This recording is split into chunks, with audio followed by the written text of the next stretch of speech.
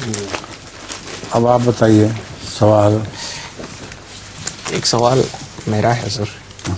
جی ابھی جب بنگلہ دیش گیا تھا تو ان لوگوں نے یہ سوال اٹھایا.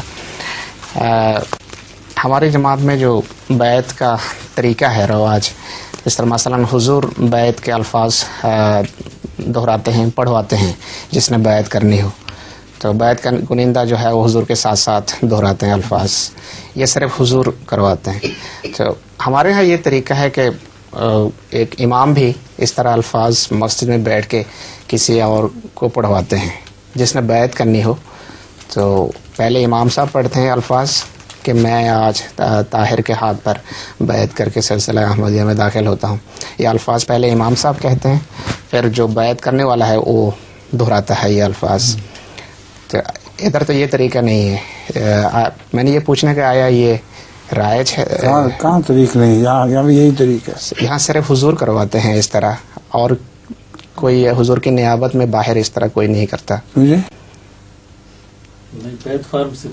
صرف بیعت فارم پر کرواتے ہیں. وہ الگ بات ہے، ٹھیک ہے. میرے خیال میں تو کوئی نہیں، وہاں بھی یہ سنا دیا کریں کیا کہ اونچی آواز سے وہ پیچھے دوہرا دیا کرے.